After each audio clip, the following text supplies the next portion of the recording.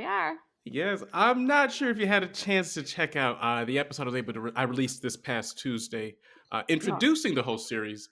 But I'm on as opposed to releasing this personalized brand of happiness that everyone is Mhm. on nowadays, this Mhm. wellness industry kick. Mhm. I'm on a personal mission. I'm like I believe in sustainable happiness. Mhm. There's this idea that oh yeah, I know I like to be happy, but I understand that I don't deserve to be happy all the time. Mhm. Call me arrogant, call me selfish, but I'm like, no, I want to be happy all the time. I believe it's Mhm. possible. I know people and have read about people who were happy all the time. Mhm. Mhm. And so I'm taking a personal, this journey isn't for me to be preaching to anybody about this is how you're supposed to live your life. It's Mhm. just me trying to take a walk myself, understanding that, you know, my mental drama is shared. Right. Basically, the root of my suffering is just my memory and my imagination. Mhm. So I'm trying to create Absolutely. happier memories so I can have better imaginings. I get it. Totally. Yeah, so that's pretty much the beginning of the journey. This past Tuesday was just me introducing Mhm. the series, why I'm taking this journey, and then getting other Mhm. people's ideas on what happiness Sure. was. So yeah, that's pretty much the premise on why I'm having you on. Like I Okay. said, you're one of those people who are able to be a calm, who just can even bring calm to a Well, situation, I which I appreciate feel is that a because gift. internally, the analogy of the duck on the water would they look very calm on the surface, but then underneath their feet are going like this. That's kind of been my personality and my essence through the years. It's funny because I got back onto Facebook. I haven't been on Facebook for over a year after the Capitol riot because I was just so upset with everything going on Facebook, the Yes. negativity and the people that were uh, posting untruths. And I wouldn't come at them, but I would respond by posting something that was just clarifying what the truth was for what to what they were saying. But they wouldn't accept that. It just got too much negativity, so I did have to drop out. But I have been going back on, maybe you've seen the last few days, with just beautiful songs that I love and some of the history behind some of the songs and who sang them and who wrote them, and just to bring some kind of a beauty to the posts in Facebook, because Facebook could be such a virulent negative Oh, for entity. sure. Mm-hmm. So this morning I was thinking about one that I'm going to be posting pretty soon by Jimmy Ruffin. It's a song that goes back to 1966. Now, Jimmy is a brother of David Ruffin, who was the lead singer of the Temptations. And Okay. the song that I loved was called What Becomes of a Broken Hearted. Oh Very yes, I popular know that one. Motown song. I just love it. And in the song, it says, happiness is just an illusion full of sadness and confusion. And I was thinking about how topical that was for our conversation today, and how I don't know if I'm really trying to achieve happiness in life, but maybe the word best is contentment, because you're never going to be able to sustain continual happiness, but there are going to be moments of contentment. Some people think that once I get over this hurdle, I'm going to be happy. Well, it never comes. You have to learn how to accept that, and how that it's just one problem solving thing after another, and you just can't internalize the negativity and the drama and the pain behind that to and sustain you. You just have to think, okay, it's just another hurdle I have to get over. So I think that was my way of looking at happiness. It's more of finding those moments of contentment.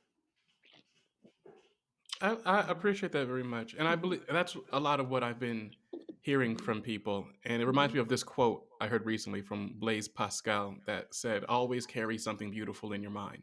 Absolutely. Yes. Absolutely. And it's difficult because I just got done watching the news, and the Ukrainian situation, North Korean situation, there's just so many things that bring you down.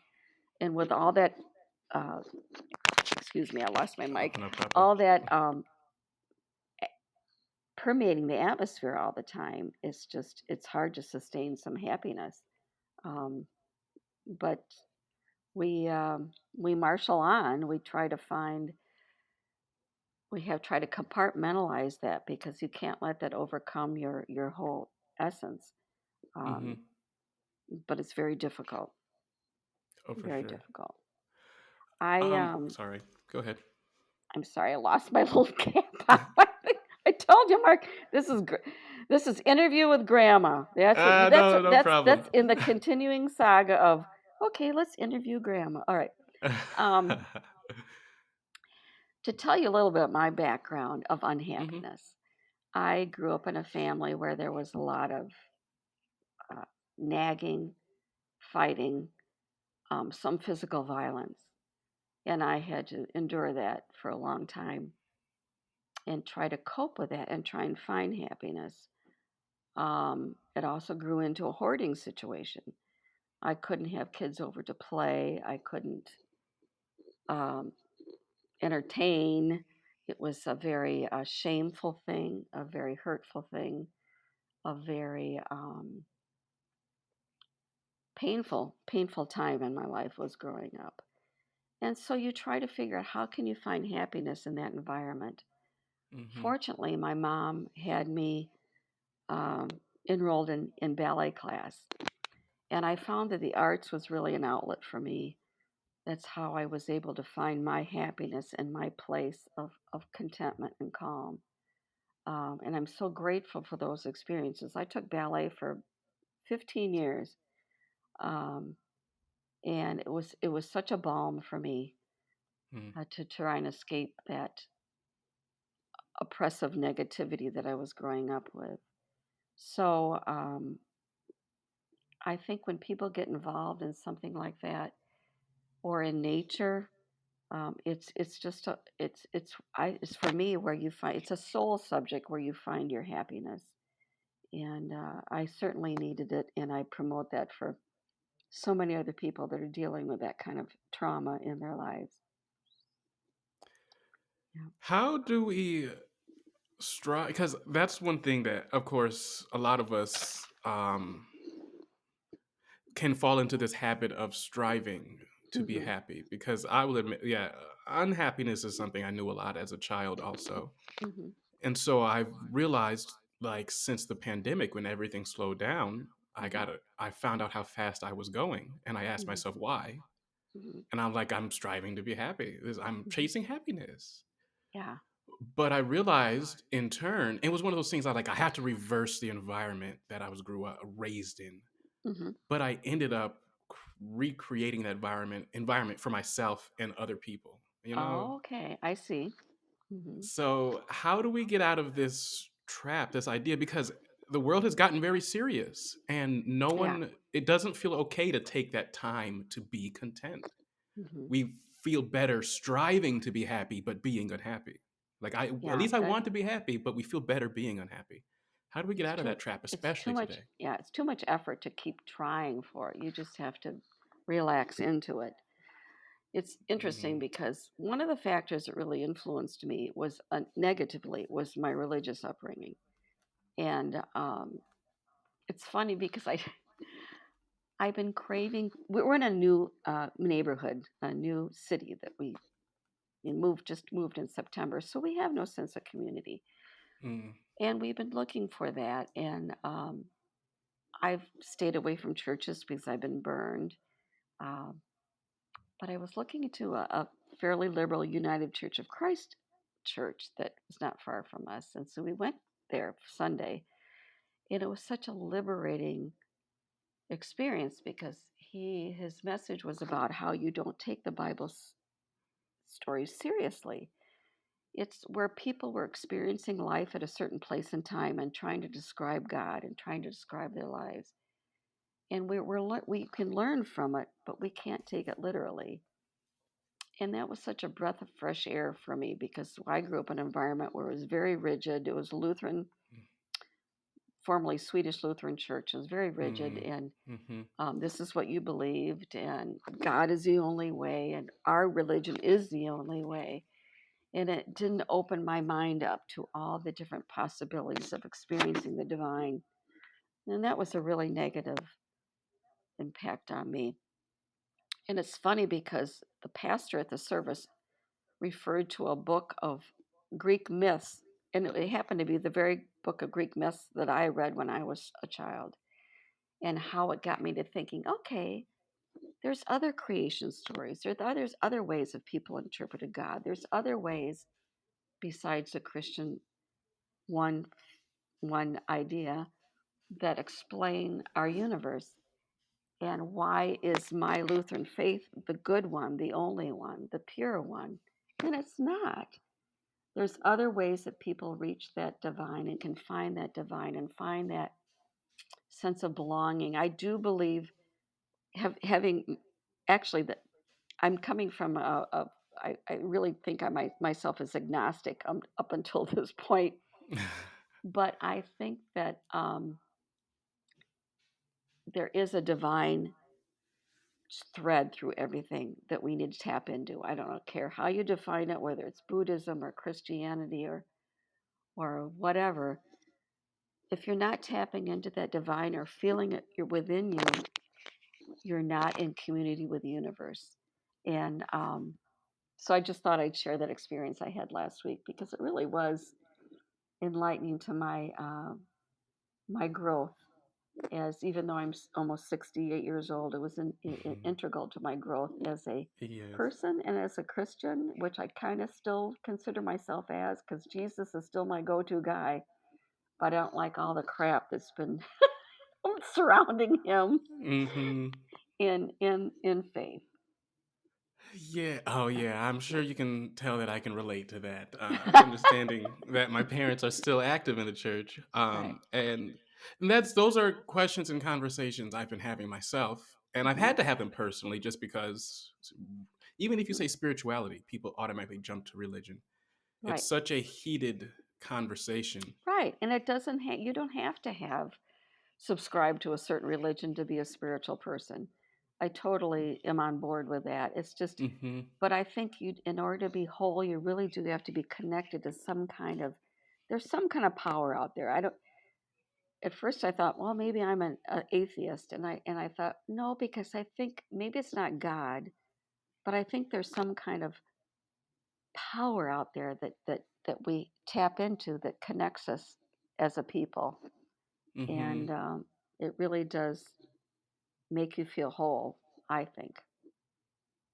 Yes, I was stuck in individualism. Like as I Hmm. was having this conversation, I of course had completely destroyed God. I'm like, I'm out here on my own. Right. But yeah, there's a little feudal nature. Absolutely. Like you really are like, then why am I doing any of this? Like, Right. why be here? What's the purpose? Yes, And but then sorry, go ahead. no, go ahead. Well, I heard this quote by a German philosopher, Meister Eckhart.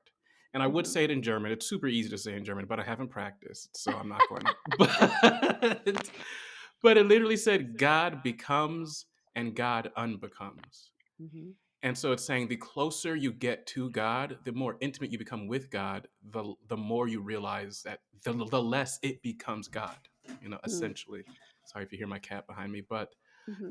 once I let go of that truth looks like this, truth is in this direction, Hmm. I started finding God everywhere. I found God in Star Trek. I found God in The Matrix. I found God in literally The Force, talking about Oh, Star Wars. I'm like, oh, I see what we're talking about now. right. We're just talking about that thing that connects us. That thing. And it's not this man with a up in the heavens. I mean, I don't believe in heaven. I don't believe in the resurrection. I don't believe in the virgin birth.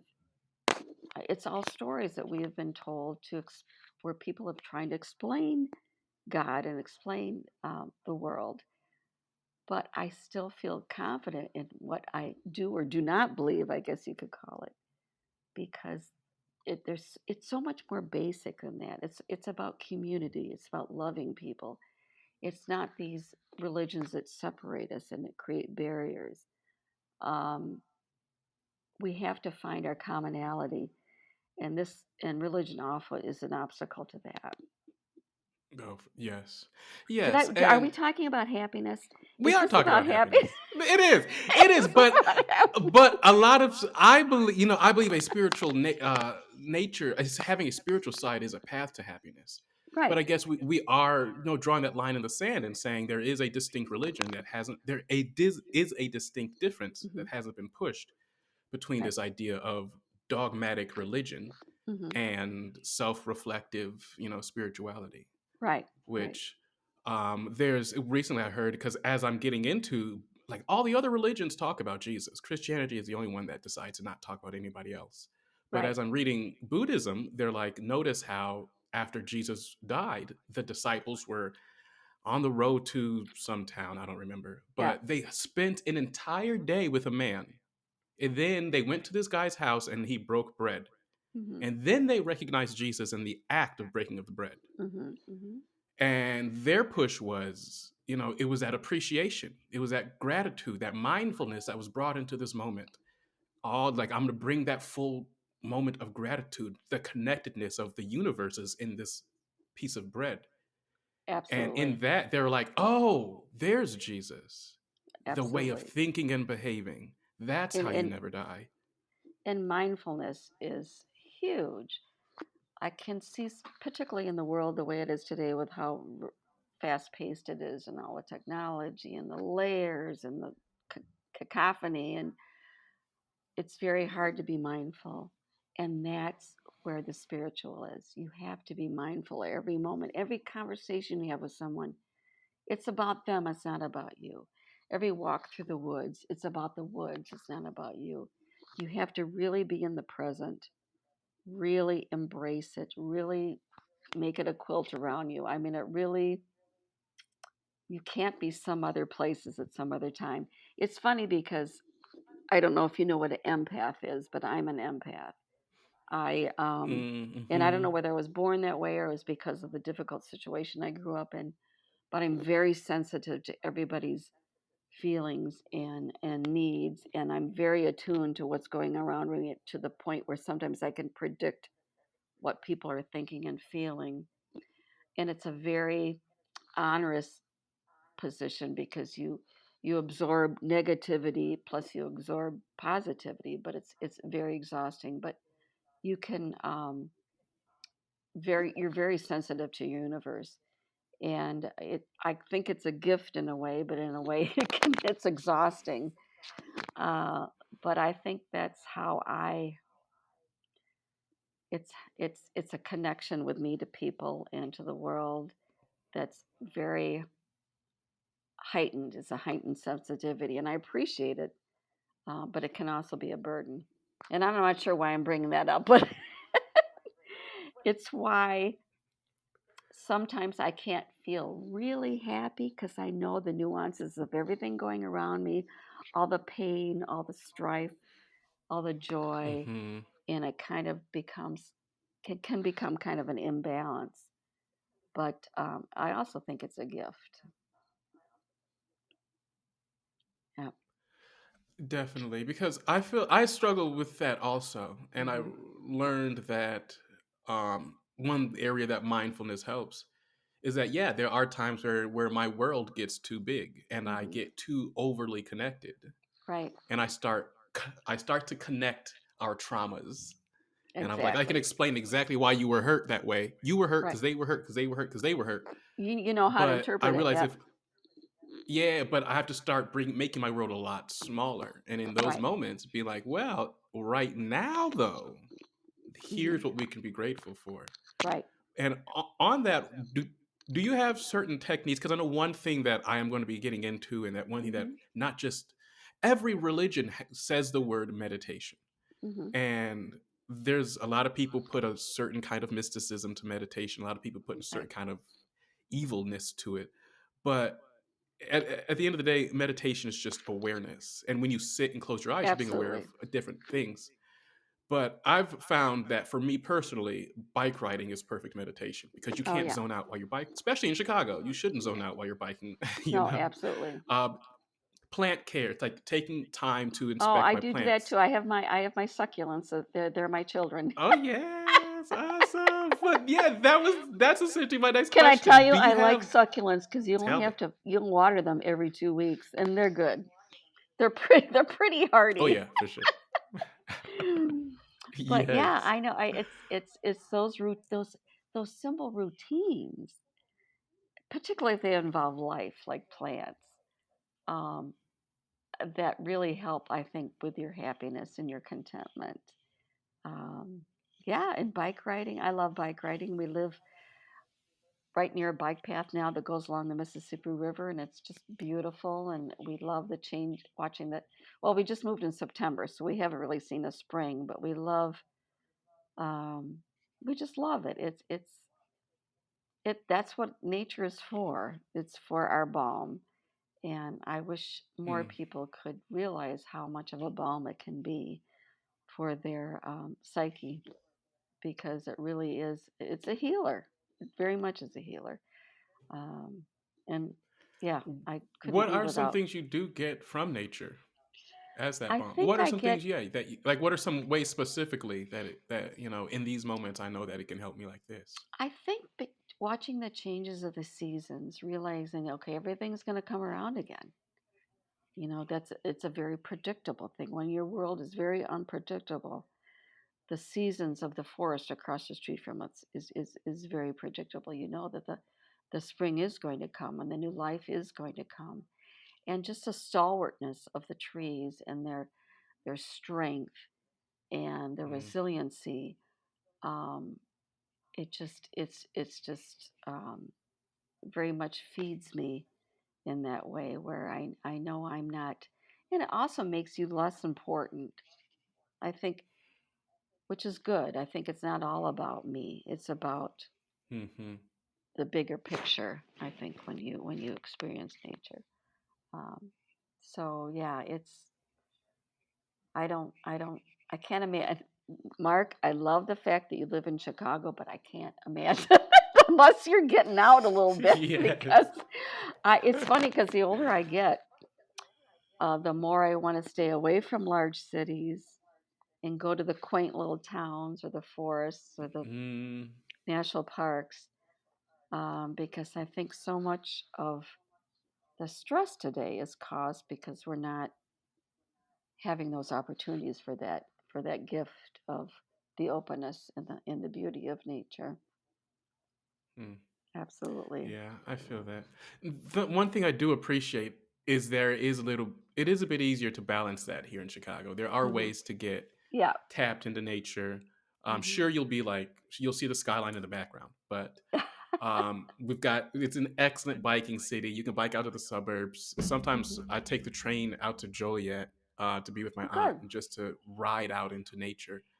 But yeah, Excellent. it is very like even in Rockford, I would be at Rock Cut State Park by Oh, I myself. love it. I'd always leave the trail. I leave the Yeah. trail and just get lost in nature. And Yeah. you're right, like there's nothing more humbling than standing underneath a giant tree, Hmm. swaying in the wind but still not breaking. It's Yeah. just like maybe I should place myself in its proper place on this planet and be humbled by the fact that Yeah. we can contribute to what's going on today. And our big place in Rockford was Rock Cut State Park. We go out there regularly and hike and pick blackberries, and we have some just wonderful memories of that park. And I miss that about Mm, Rockford. They have some lovely parks and experiences that really gave us a lot of joy. Yeah. So, what else can I talk about, Mark? Come on, honey. Let's see what we need to do with Grandma Mary. Okay. all right. Grandma Yes. Mary. Oh, this is what happiness. Mark, Mm-hmm. how can you find happiness when there's so much stress on to succeed? So much stress. I was watching the news yesterday, and a Minnesota Twins player was just signed on, and they're going to be paid $35 million a year. Okay, let that sink in for a Mm-hmm. bit. Mm-hmm. how Yes, right? how can you find happiness when happiness has taken on a level for some people of attaining that kind of notoriety, or a Kardashian notoriety, or this Mm-hmm. level um, of importance that we've given these people, which is not merited as far as I'm concerned. I mean, it's all material. It's funny because I just completed an art course for seniors, I hate to admit that I'm a senior, but I'm a senior. But anyway, it was Oh. a print course. It was 8 weeks. And every week, the teacher before the class would ask us a question. In this last class, she asked, what makes you happy? And there were, let's see, 2, 4, 6, 8, I think there was 12 people in the room. And she asked every person, and they did not mention any kind of a material thing. It was all like being with my grandkids, walking in the woods, taking a boat ride in a lake. It was all these experiences that had nothing to do with ownership of a material thing. And I think that's what we've come so far away from, is thinking that it has to be something tangible like that to make us happy. And and the other stuff is so much deeper and so much more fulfilling and so much more divine. The experiences that we have that can make us happy, that have nothing to do with the accumulation of material goods.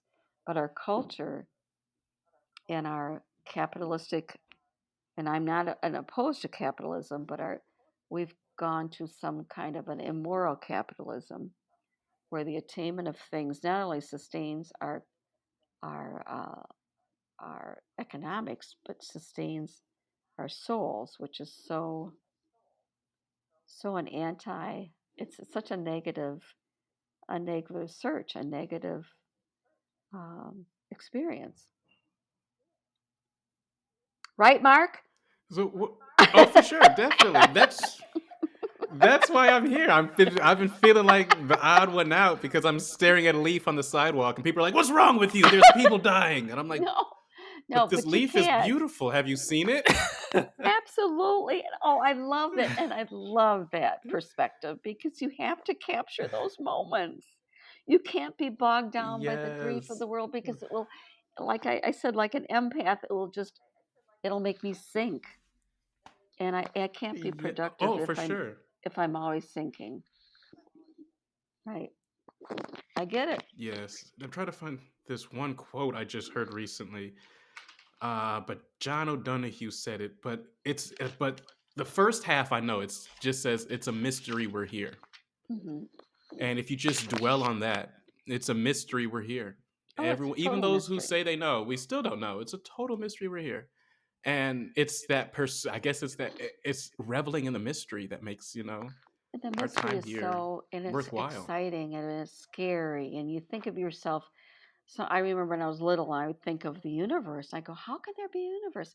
How can you keep going and there be nothing and there's just no finite wall or something? And I'm thinking, and that Hmm. was what Callie and I, my daughter, would call it stomach ache moments because it was just making me feel all ugh.